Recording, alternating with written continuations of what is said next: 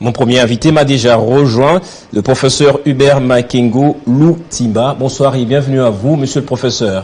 Bonsoir. Alors, j'aimerais savoir, vous aimeriez bien que je vous appelle professeur, monsieur le député national, ou les deux à la fois? Quelle casquette vous convient bien, compte tenu de ce débat que nous allons avoir? C'est celui des professeurs qui est permanent. Voilà, donc vous êtes professeur, ingénieur de l'Institut national des bâtiments et travaux publics. Où vous la faculté polytechnique, plutôt dit. La faculté polytechnique. Voilà. Et pour votre casquette de politicien, vous êtes de Maniema, précisément dans la circonscription de Kassongo. Justement, vous êtes député de l'organisation politique l'AFDCA. Alors, monsieur le professeur, on veut bien rassurer les Quinois qui nous suivent. Nous connaissons bien qu'il y a plusieurs sites et zones qui sont réputés érosifs dans la capitale. Moi-même, j'ai étudié à l'université de Kinshasa. Je voyais combien on plantait les arbres pour prévenir ces cas d'érosion. Est-ce que c'est maîtrisable la situation des érosions à Kinshasa? D'abord, ma première question. Merci beaucoup pour l'opportunité que vous m'offrez pour parler de cette problématique des éronations et des inondations. On va parler des inondations. Après, je commence d'abord par les érosions avant de parler des inondations. C'est vrai. J'en ai déjà parlé plusieurs fois au niveau de mes enseignements, au niveau des échanges avec les responsables, même politiques, et plusieurs cas pratiques ont été démontrés et comme solution à tout ce que nous connaissons avec cette problématique des érosions. Mais plutôt que de croire à la fatalité, il ne s'agit pas d'une fatalité. On peut tout simplement prévenir ces cas. On peut se protéger contre les érosions, se protéger contre les inondations. C'est vrai, ce sont des risques naturels, des catastrophes qui peuvent arriver, mais que nous pouvons cerner et que nous pouvons maîtriser. Dans une certaine mesure. Et arrêter dans une certaine mesure. Il est vrai que la nature, elle est tout à fait défavorable pour ces cas d'espèce. Vous savez que Kinshasa, c'est des montagnes, comme on dit, les monts, des monts qui sont sablonneux, avec des vallées qui sont vraiment très glissantes. Vous savez que Kinshasa, c'est cette ancienne ville que l'on traitait des Kinlabel, dans la partie ancienne, urbanisée. Donc commune de Gombe, commune de Kinshasa, Lingwala, Bandalungwa, parce que on l'avait construit Kinshasa en suivant certaines normes d'urbanisme. Mais aujourd'hui, nous assistons à une désurbanisation. Nous assistons à ce que je peux appeler l'insalubrité chronique. L'insalubrité chronique, les déchets qui traînent de partout, tout ce qui avait été prévu comme réseau d'égout pour les eaux usées. Alors, professeur, laissez-moi vous poser l'autre question. Vous avez dit que c'est maîtrisable les érosions à Kinshasa. On en vient maintenant à la situation des inondations. C'est presque dans toutes les communes que l'on connaît des cas d'inondation. Est-ce que, à l'heure actuelle, c'est possible de mener des actions pour résoudre totalement ou efficacement les inondations à Kinshasa? Ok, c'est vrai que ça a été aggravé, puisque nous voulons intervenir avec un grand retard. On aurait dû le faire en amont. En réalité, quand on conçoit le développement, l'urbanisation d'un site quelconque, un site comme Kinshasa, et on dévance l'étalement de la ville, mais il faut d'abord qu'on arrive à prévoir tous les réseaux d'assainissement. Et généralement, la meilleure protection contre les érosions, vous n'allez pas avoir des érosions qui se produisent là où il y a des arbres qui sont debout, puisque le sol est retenu par les racines. Vous n'allez pas avoir des érosions là où vous avez une bonne pelouse et un engazonnement qui essaie de pouvoir retenir les sols. C'est par cette précipitation des terres qui sont arrachées que l'érosion s'est faite, et lorsqu'il y a la pluie accélère alors cette dégarniture de la couche et cette découverture qui s'accentue de plus en plus. Lorsqu'elle s'approfondit, elle arrive à faire partir même toutes les constructions qui sont au-dessus, dont les dégâts sont parfois très élevés, allant jusqu'à des pertes de vies humaines. Vous avez dit on aurait dû le faire en amont. Oui. C'est-à-dire quand exactement? C'est-à-dire que généralement, nous disons quand vous devez construire une ville. La ville de Kinshasa existe il y a bien longtemps. Depuis bien longtemps. Maintenant, le problème, c'est que elle est en train de s'étaler. Et lorsqu'elle s'étale, vous voyez, ce sont plutôt les occupants qui dévancent l'arrivée du pouvoir public, s'il faut le dire comme ça. C'est-à-dire que c'est comme vous arrivez à un champ, et vous prenez les champs, vous dites oui, au lieu de cultiver les champs maintenant ici, j'en fais ma parcelle. J'ai fait mon habitation. Alors, et quand quelqu'un arrive, on peut le voir ici, au niveau d'Insélé ou bien vers Maluku, ou quand vous y allez avec soit un chef coutumier ou quelqu'un qui est en train de vendre sa concession, vous lui posez la question, mais par où passe la rue? Il va vous dire, oui, mais la rue c'est de l'autre côté. Et le lendemain, lorsque vous vous présentez au même endroit, vous trouvez votre voisin, le voisin vous dit que non, c'est chez vous là-bas, par là que la route doit passer.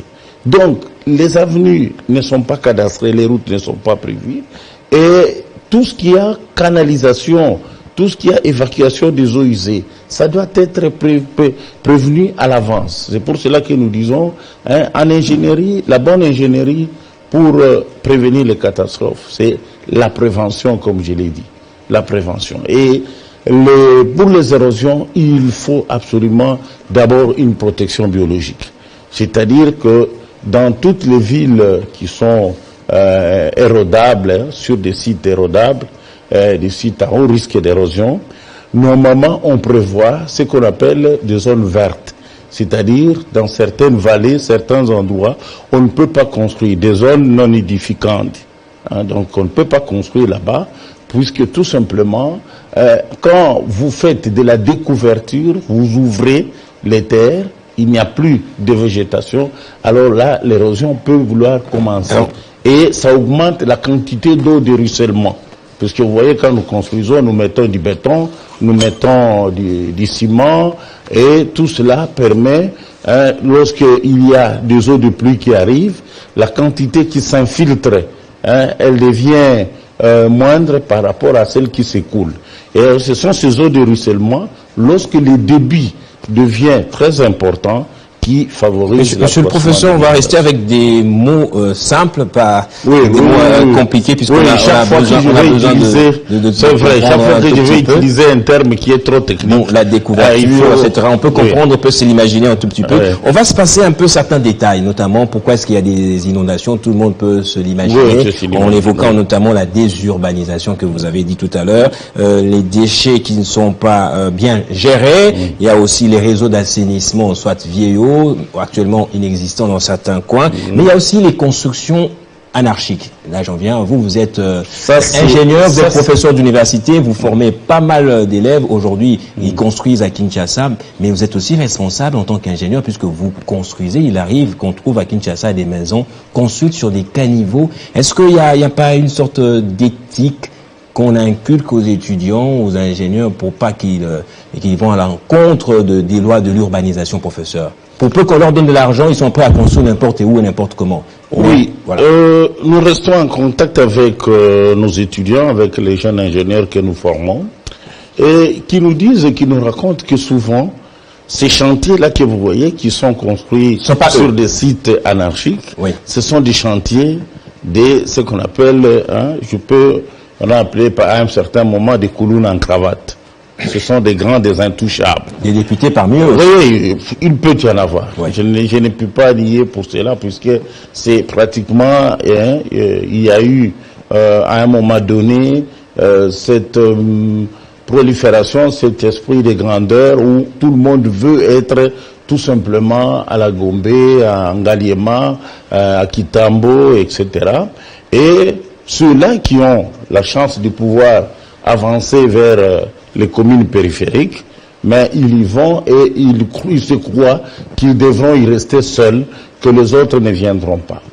Alors, le problème de désurbanisation, souvent, ça ne provient pas, c'est l'autorité publique. Non, les ingénieurs d'abord, monsieur le professeur, vous n'avez pas terminé. Politique, oui, les ingénieurs construisent quand même, bien qu'il y ait un coup qui vient, les ingénieurs savent que dans le procédé de construction, ça c'est un cours que je dispense, dans le procédé de construction, on va d'abord étudier sérieusement les sites sur lesquels on construit. Vous voyez que si vous êtes sur un sol qui est argileux, sablonneux ou avec des terres meubles, et que vous voulez commencer par y tracer et poser la fondation, cette fondation-là, dès le départ, risque de commencer à s'affaisser, et ce qui risque d'avoir des problèmes au niveau de la construction. Mais cela est-il qu'ils ont des cartes cadastrales. Et souvent, nous leur demandons de pouvoir dissuader les patrons, les clients, pour ne pas construire un tel endroit. Sinon, pour certains qui tiennent à tout prix, nous avons ce qu'on appelle des solutions. Des solutions de consolidation des sols, des solutions techniques, mais qui sont souvent coûteuses. Et qui nécessitent une mise en œuvre parfois très délicate et des matériaux de construction très coûteux avec une technologie qui doit être très, très bien soignée, qui n'est pas souvent à la hauteur de tout le monde. Sinon, aujourd'hui, il y a des procédés qui vous permettent de construire même sur l'eau. Vous pouvez construire un bâtiment flottant, mais qui est fixe, et vous construisez sur l'eau. Mais seulement, il faut arriver à faire en sorte que ces travaux que vous exécutez ne posent pas de dégâts, soit chez les constructions avoisinantes, ce qu'on appelle les études d'impact environnemental, donc il ne faut pas causer des dégâts chez les autres, ou alors non plus, il ne faudrait pas que les occupants ou l'environnement puissent connaître des désagréments à la suite de vos travaux. Donc la prévention, elle est importante. Pour les inondations, nous en connaîtrons de plus en plus. Et si réellement on connaît sa ville, on connaît son pays, et c'est ça que j'ai toujours demandé, qu'on enseigne ça dès l'école primaire, il y a des cours de géographie physique. Un enfant qui est à Kinshasa et qui habite Selembao, dans la vallée là-bas, devrait savoir que là où nous sommes, d'abord le sol étant sablonneux, et que quand il y a des pluies, des très fortes pluies, les écoulements torrentiels là-bas vont accélérer l'érosion qui risque même d'emporter la maison où on habite. Et il est conseillé de pouvoir déjà dire à ses enfants, dès qu'il pleut, il faut absolument quitter par exemple ces sites-là. Monsieur le professeur, on aimerait bien écouter votre œil d'expert sur les routes nouvellement construites et qui, après, au bout d'un laps de temps, en tout cas pas grand, ces routes connaissent des érosions ou subissent des érosions. Est-ce un problème dans la construction ou on peut considérer ces situations comme une sorte de catastrophe naturelle simplement? Est-ce que vous avez une critique objective? Là effectivement, vous touchez le point faible. Nos routes ne sont pas toujours très bien construites. Bon, prenons le cas de la route ne sont pas très bien construites parce que, j'ai toujours dit dans l'ingénierie, il faut arriver à respecter les 4 étapes. Vous voulez construire quelque part et où vous voulez intervenir, comme c'est le cas maintenant d'une route qui est coupée, il faut bien approfondir les causes, faire les diagnostics. Pourquoi cette route-là est-elle coupée? Quelles sont les charges qui passent sur la route? Quand il y a la pluie, où passent les eaux? Y a-t-il des filets? Y a-t-il des fossés pour évacuer les eaux? Est-ce que le ciment tel que nous l'avons mis, le revêtement, il est bituminé ou c'est un revêtement tout à fait lisse, de telle manière que les pentes, donc les déclivités de la route, peuvent favoriser la stagnation de la route, de l'eau sur la chaussée de la route. il y a tout un tas de théories que nos étudiants, nos ingénieurs du Congo connaissent. Mais qui n'exécutent pas. Mais qui ne s'appliquent pas. Et le plus souvent, qui ne s'appliquent pas. Le plus souvent, c'est quoi? C'est qu'il y a des règles. Pour tracer une route en pleine ville, il y a le tracé géométrique, il y a les dimensions qu'il faut respecter. Même quand on doit construire la route, l'infrastructure, la structure elle-même, et puis la couche de roulement, etc., il y a des épaisseurs à respecter. Il y a des compositions de béton à bien déterminer. Mais comme dans tout cela, on recherche à faire ce qu'on appelle de la frente, entre parenthèses, à minimiser les dépenses, à voler, en quelque sorte, à tricher dans cette exécution d'ingénierie. C'est ça qui est à la base souvent de la plupart des travaux. Et en plus, ce que j'ai déjà remarqué aussi, c'est que on cherchait à faire des solutions provisoires, une solution définitive. Je prends un exemple sur la route de Matadi, là. Justement. Donc, vous avez cet endroit-là, il y a quelque temps, je crois de moins de 2 ans, il y a eu encore éboulement sur cette route et la route était coupée également. On a dû intervenir. Est-ce que pendant ce temps, après avoir remis les trafics, est-ce qu'on a pu penser à trouver une solution idoine cette fois-là? Ça peut consister même à détourner et à dévier la route, à la dévier, l'orienter ailleurs, et pas nécessairement au même endroit. Et puis, il y a des solutions. Quand on sait qu'on a une forte vallée, hein, en descendant à côté de la route, mais il faut faire en sorte que vous ayez une carapace de protection, hein, comme on a fait par exemple le mur en terre armée. Je ne sais pas si vous avez déjà vu au niveau du triangle sur la route quand vous allez vers Bongafula. Oui, il y a une construction. Cette construction date des années 82. Des années 82 que c'est opérationnel. Alors, professeur, lorsque vous regardez comment on est en train de reconstruire cette route, on a vu les images d'un autre éboulement qui a eu lieu à cause d'une autre petite pluie qui est tombée dessus. Est-ce que les ingénieurs, je ne sais pas si vous avez eu l'occasion de vous y rendre personnellement, est-ce que les ingénieurs embrassent bien le travail là? C'est bien parti pour eux? Ou c'est ça le même cycle? Vous avez raison. En ingénierie, il y a la conception, les études, il y a la réalisation, les procédés d'exécution, il y a l'exploitation d'un ouvrage et il y a la maintenance de l'ouvrage. Alors, ce qu'il faut, c'est qu'il y a plusieurs domaines. Il faut avoir des entreprises, il faut avoir un maître d'ouvrage délégué qui s'occupe rien que de ça. Il faut éviter des improvisations. Ce que nous faisons chez nous, c'est que lorsque la catastrophe arrive, j'ai suivi l'autre fois à l'Assemblée nationale, il y a un député, un ancien militaire, un ancien officier, qui disait, mais quand vous avez des problèmes comme ça, il faut prendre le génie. Mais vous savez, le génie militaire, c'est pas pratiquement la même chose pour certains. Les génies militaires, c'est vrai, ça vous donne des solutions, mais beaucoup plus de solutions durables, disons, pour un temps et solutions provisoires. Mais ces solutions-là ne sont pas définitives. Ce qu'il nous faut avoir, c'est avoir carrément une structure pérenne du gouvernement qui ne s'occupe que des problèmes des inondations et des érosions.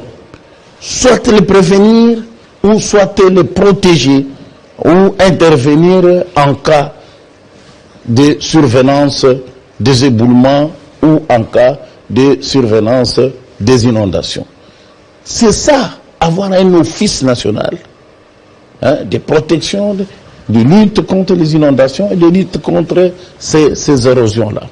Mais le problème est beaucoup plus général, c'est transversal. Sur l'urbanisation de la ville, il faut un bon plan d'aménagement. Et il faut l'éducation à l'assainissement, l'éducation civique. Dès les jeunes gens, nos enfants, il faut déjà leur apprendre à ne pas jeter des papiers par-ci, par-là, des plastiques, etc. de manière à ce que les caniveaux ne sont pas des poubelles. Les caniveaux ne doivent pas être des poubelles, ne sont pas non plus des fosses septiques. Et donc, il faut arriver à éduquer les gens de manière à ce que, puisque c'est quand l'eau ne sait pas s'écouler librement, qu'elle se répand au niveau de la surface et vous avez des inondations. Regardez même ce qui arrive pour ceux qui sont riverains de certaines de nos rivières à Kinshasa, Kalamou, la Funa, même Ndjili. Mais c'est là qu'il y a beaucoup plus de victimes. J'aimerais aussi savoir, monsieur le professeur, est-ce normal, juste après 5 heures de temps, après l'éboulement de la route Matadi-Kibala, on a vu des moellons prêts à être jetés dans l'éboulement? Est-ce normal? C'était préparé? C'est possible? Ou c'est de l'improvisation d'après vous? Ok. Effectivement. Voilà ce que je veux vous dire. Si on avait un office qui ne s'occupe que de ce genre de questions, de problèmes à résoudre, vous savez, on devait déjà avoir des prédispositions en matière des matériaux, en matière des engins, et équipements, en matière des intervenants, et les études devraient déjà être analogues pour savoir que à tel endroit, s'il y a un problème qui survient, nous connaissons la nature des sols là-bas, nous connaissons comment nous pouvons étancher les sols. Puisque, comme vous dites là-bas, 5 heures après, il fallait utiliser, par exemple, que ce soit les mortiers ou les bétons à mettre avant de pouvoir jeter ce moellon, mais ça devait être ce que nous appelons les mortiers et les bétons à prise rapide. Okay. Mais moi j'ai beaucoup étudié là-dessus, beaucoup travaillé là-dessus, depuis les études d'ingénieur, j'avais travaillé sur les mortiers et les bétons de Kinshasa améliorés avec des adjuvants Sika. Ce qu'on met quand on introduit un accélérateur de prise pour que les ciments là durcissent rapidement et vite et puissent supporter des charges, ce que j'avais fait au niveau du laboratoire de résistance des matériaux de l'INIKIN là-bas, de la faculté polytechnique, c'est qu'on remarque qu'à la longue, la résistance mécanique devient faible. Cela veut dire quoi? Aujourd'hui, on peut, si on a un béton de mauvaise composition, pareil, si on prend les bétons ordinaires qu'on utilise, c'est que 3 ou 4 jours après, c'est vrai que les charges vont passer, mais il faut les faire passer progressivement. On a dit, on commence par les ketchs, des petites voitures. Et ensuite, ce seraient des voitures moyennes. Et ensuite, des gros camions qui viendraient. Monsieur le professeur, je vous appelle maintenant monsieur le député national parce que je vais allier la politique à notre discussion de l'ingénierie. Vous, les députés, vous êtes au nombre de 500. Kinshasa, c'est le siège de toutes les institutions politico-administratives. Je ne citerai pas le nombre des membres du gouvernement. Vous tous, vous êtes ici. C'est la capitale en plus de cela. Qu'est-ce que ça vous fait de voir la vie de Kinshasa dans cet état, vous, personnellement? Je ne vais pas répondre ici combien vous touchez. On sait aussi bien que les politiques et autres sont très budgétivores. Vous consommez beaucoup d'argent dans le budget national. Qu'est-ce que ça vous fait de voir la capitale dans cet état? Vous savez, nous tous, nous aspirons au changement. Nous voulons que Kinshasa redevienne Kinlabel et non la poubelle qu'elle est aujourd'hui. Vous avez vu toutes les structures qui ont été mises en place. Mais il y a un problème c'est au niveau des acteurs, au niveau des intervenants. Les volontés sont là. Les volontés sont là, les plans sont annoncés, le gouvernement actuel est en train de fournir des efforts un peu louables par rapport à ce qu'on a connu, mais il nous faut arriver à faire des réalisations. Vous savez, je vais vous dire quelque chose qui risque de vous surprendre. En RDC, si aujourd'hui nous avons même des problèmes à l'Est, des problèmes sécuritaires, mais c'est puisque c'est depuis un certain temps, depuis bientôt, je peux dire 50 ans, nous n'avons pas pu construire des routes. On n'a pas une route pour partir de Moanda jusqu'à Bunia, de l'ouest à l'est en voiture. On ne peut pas partir de Zongo jusqu'à Sakania en voiture. Ça, c'est dans quel pays? Quand quelqu'un importe les marchandises, s'il est de Bunia, ces marchandises doivent nécessairement transiter par le pays de l'Est. Il ne peut pas faire venir les conteneurs jusqu'à Matadi, puisqu'il n'y a pas de chemin de fer. Dernière question. C'est ça. Dernière question. Le problème. En tant que député national, vous ne parlerez pas au nom de toute l'Assemblée nationale. Quels sont les moyens de pression desquels vous disposez pour essayer de faire changer les choses dans la capitale, par exemple? Écoutez, pour essayer de changer les choses, des inondations, maintenant là, oui, maintenant là, par exemple, au moment où je parle avec vous, il y a les députés provinciaux et les nationaux et les élus de Kinshasa qui ont été respectivement, qui devaient rencontrer le Premier ministre et même les gouverneurs de la ville. Mais nous avons l'arme. L'arme, c'est le contrôle parlementaire. Il y a les Kingelou, tous les projets d'assainissement, puisque c'est pas seulement Kinshasa. Maintenant là, on a même ratifié des prêts, des dons pour vous avez oublié les érosions à Kananga. Vous avez oublié Zéro-Trou, vous avez oublié Kingelou. Mais tout ça, c'est question de contrôler que ça soit terminé. Il y a eu un temps, messieurs les journalistes, dans ce pays, où tous les projets de génie civil de construction n'étaient pas terminés. Nous avons des ingénieurs à l'agence des grands travaux qui vous disaient que tous les projets étaient inachevés. Mais ça, c'est quel pays? C'est quoi ça? Et c'est ça que nous voulons, que cette fois-ci, que plus jamais cela n'arrive. Quand on a un projet, qu'on fasse un peu comme on a vu déjà avec les sauts de moutons ici, hein? Même si on a beaucoup parlé de la gestion, etc. Mais au moins, les ouvrages sont là.